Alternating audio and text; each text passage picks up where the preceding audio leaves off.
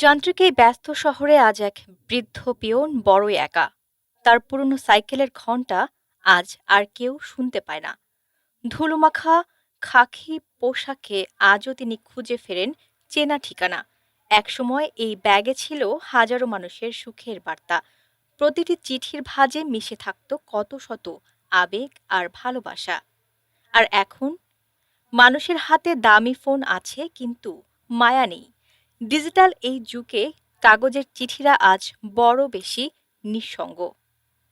বৃদ্ধ পিয়ন আজও আশায় বুক বেঁধে গলিতে গলিতে ঘোরেন।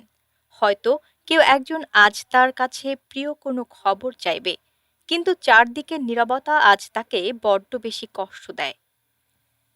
একাকী এই মানুষটি যেন এক হারিয়ে যাওয়া সময়ের সাক্ষী।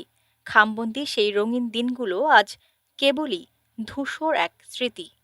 মানুষ এখন শুধু যান্ত্রিক বার্তায় মনের সব কথা খুঁজে ফেরে। হাতে লেখা চিঠির সেই গন্ধ আজ কেন হারিয়ে গেল? শেষ বিকেলের আলোয় পিয়নটি আজ খুব নিঃশব্দে হেঁটে চলেন। তার ব্যাগে পড়ে থাকা পুরনো চিঠিগুলো যেন নিভৃতে কাঁদছে। এই নিভৃতচারী মানুষটির শেষ গন্তব্য আজ বড়ই অজানার পথে, আর সভ্যতার এই নতুন ঝড়ে এক পরম বন্ধু হারিয়ে যাচ্ছে। ডেস্ক রিপোর্ট, বাংলাদেশ সময়।